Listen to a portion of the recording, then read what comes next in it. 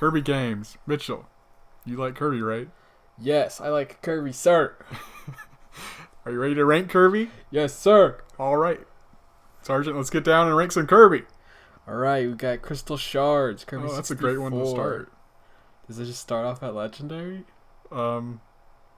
I mean, I love that game personally. I love the copy abilities, all the combos you can do. Mix it up. Got Fire Sword. Got the Darth Maul laser. I like how the levels are kind of like 3D, but they're not 3D. Yeah. Kind of, they have like weird curves and stuff. Mm-hmm. It's got good music. Yep. Studying the Factory. Oh, It's yeah. a classic. Yep. It's a great Kirby game. Yeah. And speaking of great Kirby games, Kirby Air Ride. Strong start of Kirby here. Yes, sir. Then we got Kirby and the Amazing Mirror.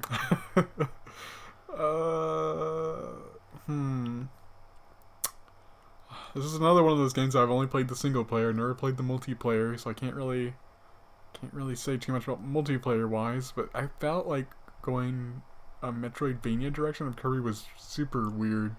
I mean, it feels like they played Great Cave Offensive when they're like, we can kind of do this, but for the full game, right?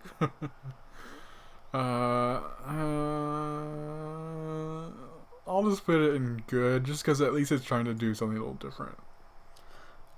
Kirby's Avalanche. It's just Puyo Puyo. I mean, if we're just talking gameplay wise and everything, it would be great. Some of the dialogue is pretty funny in the game. Kirby's mean. Mm-hmm. Speaks in full sentences. Yep. It's classic Kirby right there. We got Kirby Battle Royale. I was really disappointed with this one. It's a collection of mini games, and that's it. It's literally just mini games. Not very good mini games. I would say bad. Ooh. Whenever I played it, I was like, "This is it, really?" Kirby's Block Ball. There's two Kirby games that are kind of similar. It's Kirby Pinball Land and Kirby Block Ball. I always get those mixed up. But Kirby Block Ball is the better of the two by far. It's kind of like Breakout, or what is it, Arkanoid or whatever. Mm-hmm. But with Kirby, and it's really fun. I would put it in for a Game Boy game, I'd say it's great. Kirby's Blowout Blast. Now, a lot of people didn't like this game very much. I did. I thought it was a fun, high score kind of game. I'd put it at the end of great. It's kind of in the same realm as Kirby Block Ball. Kirby Canvas Curse. You know, I feel like I'm gonna get some heat for this, but it's not that great nowadays. It feels like the level design is non-existent, and it relies exclusively on its control scheme. And that puts it... I mean, it's not terrible either. So maybe indifferent. Oh, you're going all the way down to different. Yeah. It isn't that great. We got DDD's Drum Dash Deluxe. Yeah, it's kind of funny. Just a little collection of songs. It's fun though. It's a fun game to play. I would put it at in good, I guess. Okay, the 20th anniversary collection. That's strange to have on here. I don't know why people put these collections on these lists. I mean, if it includes Kirby 64, which is legendary, doesn't that mean it goes above that? I suppose. Okay. That just means it is the prime Kirby game. Mm-hmm. So Kirby's Dream Course. Kirby's Dream Course is a lot of fun. I feel like over the past few years, people have kind of warmed up to it, kind of like realized what it is exactly. And so I think it would be in great, at the top of great or so, especially multiplayer. Multiplayer is a lot of fun. All right, we got Kirby's Dream Land 2. Kirby's Right Dream here. Land 2. Let's start with Kirby's Dream Land. Yeah, okay, so Kirby's Dream Land, that feels like a tech demo. Like, I don't know how this released on the Game Boy. It's only like 10 minutes long. I would be so disappointed if this was a game I would have owned and it was that short.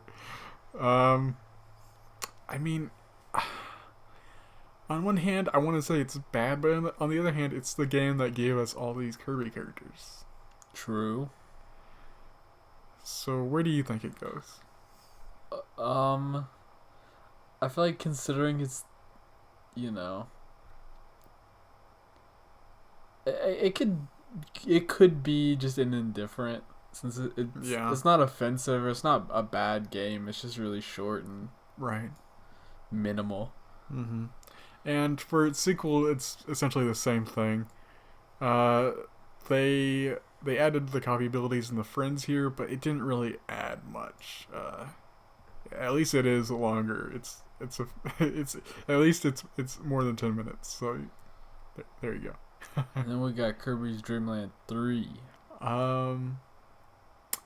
This one has a very unique art style for the Super NES. It's very cute. Has like a hand drawn kind of look to it almost. I would put it maybe after Kirby and the Amazing Mirror, just because the level design is pretty bad. It's like, did somebody design these levels? It's like were they asleep whenever they did it? I don't know. But yeah, it's not that great. Now we got Epic Yarn. Epic Yarn is definitely a different Kirby game. I thought it was pretty charming. I thought it was, it looked like it was made like I like how it's art style. It's like it's made of just like paper crafts, kind of like all these different things you would find just laying around a sewing room. I would put it in Great somewhere at the top of Great maybe. All right. And the DS game is basically the same. So we just put it together. Yeah. Okay. Kirby Fighters Deluxe. It's an okay kind of. It's almost like a Super Smash Bros. Kind of game. It's not quite there. I would. It's somewhere in Great. After Epic Yarn, I guess. I don't really know what to say about it. It's just a little diet Smash game. Yeah, you just go in a series of stages and defeat enemies. That's all it is. Okay, Team Kirby Clash Deluxe. Now, Richie, you know I'm a fan of these Team Kirby games. Yes. In my opinion, I'd put it in under Legendary. I always have so much fun with those games. I love the fact that they're hard Kirby games that they purposely pull out tricks to make you spend money. I think that's funny for a Kirby game. Because all the other Kirby games are always pretty easy, and then you have this game that's like trying really hard to make you lose. I don't know. I just think it's a fun game. Now we got Kirby's Adventure. Kirby's Adventure, although it's not the best Kirby game, it is very impressive for an NES title, and I've played through it a million times, it feels like, even though I'm not the biggest fan of it. I would put it at the top of good, I guess. Alright. We got Kirby Mass Attack. This is another Kirby game where I just wasn't much of a fan of it. I don't know. I feel like this is one I need to go back and revisit, but I remember just not having very much fun with it. Like it just didn't feel like a Kirby game at all. I don't know. It's weird. Maybe at the top of indifferent. Kirby Nightmare Dreamland. It's just a remake of Kirby's Adventure, but on the Game Boy Advance. I guess it's technically better because you can play as Meta Knight, and there's a hard mode and stuff, so yeah. Kirby's Pinball Land. You said it's worse than Kirby. Yes. Kirby's Block Ball. It's just pinball. You could literally remove Kirby from it. It would just be a pinball game. I think it probably goes at the end of good, I guess. Kirby and the Rainbow Curse, I believe is what this is called. It's funny. I thought this game was really fun and enjoyable, but I wish I didn't have to stare at the gamepad the entire time I played it. Yeah. I would put it in great. After Epic Yarn, maybe. Yeah. Kirby Return to Dreamland. This is one of my favorite Kirby games. It's just I love the extra mode that you unlock at the end because it does so much that I wish other Kirby's games did. It made the game significantly harder, and it shook things up near the end where like you saw totally new things at the very end of the game. Personally, I really loved this game. I would put it like right next to Kirby 64. High praise. Planet Robobot. Planet Robobot was another game that really surprised me of how great it was. I really, really liked Robobot. I think it has a little bit of the Jober Return to Dreamland. Oh, yeah? Yeah. You played both of those games. Would you agree with that? Yeah, there's some fun things about Robobot I was kind of surprised about. I kind of wish they would have used the robot more. The robot's very isolated. It just kind of feels like there were times where it's like, oh, I wish I could have used like the robot, because there's some abilities you don't even get to use with the robot. Mm-hmm. And I kind of wish we got to see those. And I wish that you could put the stickers all over the robot instead of in 2 spots. That would have been cool. Oh well. Okay. Kirby Mass Attack. No, that's not Kirby Mass Attack. Oh. This is Kirby Rat Game. Squeak Squad. Squeak Squad. I couldn't see from here. Kirby Squeak Squad. Squeak Squad. Cut this out. We're not cutting this out. Kirby Squeak Squad. It felt like a cash grab on the DS. They just reused Kirby Adventure assets and said, hey, you can see inside of Kirby's stomach in this one. Ooh. I would say it is better than Kirby's Adventure, I guess, just because it has more copy abilities. I would put it in, like, I feel like good is more appropriate. I wouldn't put it in great. It's the end of great. I wouldn't put it there. I would put it at the top of good. You're not dying over the werewolf ability or whatever? I thought it was like a mole. Wasn't it a mole or something? I thought it was like I thought it was called a werewolf though, that you dig. No. I don't know. Werewolves don't dig into the ground. No, was it Wolverine? You're thinking of X-Men now. well, Wolverine is a real animal, though. I don't know what it was called. I thought it was like a mole. I think it was Wolverine. Okay. Star Allies. Star Allies. It was pretty good. It wasn't the greatest in the world or anything. I think at the top of great, maybe at the end of legendary. I don't know. There's something about it that kind of makes me hesitate to put it in legendary. I don't know what it is though. I feel like the screen should have been zoomed out a tiny bit more. That's true.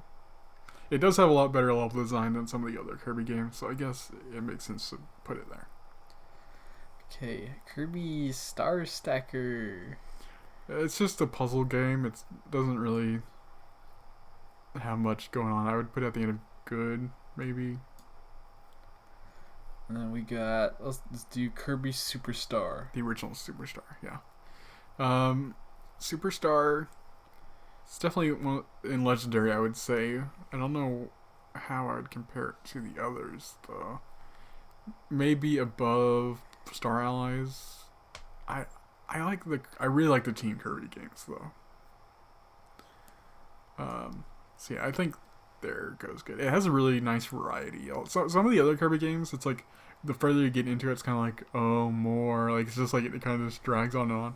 Kirby Superstar has a good balance of showing you new content. And it's kind of like they just told a bunch of different people to make their own Kirby games, and they put them all together in one big Kirby game. Right. And then we have Superstar Ultra. Yes. Which is just an improvement, right? Right. I mean, it does have some new modes and stuff. But yeah, I mean, putting it right next to it makes sense. Yeah, Kirby Tilt and Tumble. Right? Kirby Tilt and Tumble. There he is. This was fun to play back in the day. Although I feel like it would have been even better with a backlight. Yeah. Well, we just play it on the GameCube player. Oh no. I remember having a lot of fun with this game. I think putting it at the end of Great somewhere, yeah, that seems right. And finally, we have Kirby Triple Deluxe. Kirby Triple Deluxe is kind of in that same realm as Kirby Planet Robobot and Kirby Returns to Dreamland. I think I liked Return to Dreamland and Robobot better, so I'd put it after those two. Right here. Yeah. So it looks like that is pretty much our Kirby list. Yeah, I mean, it seems like things are kind of stacked in the favor of Kirby here, where there's more games towards the top than the bottom. That's good. All right. Well, there you have it. Just in case you want to play some Kirby, now you know. Right back at you.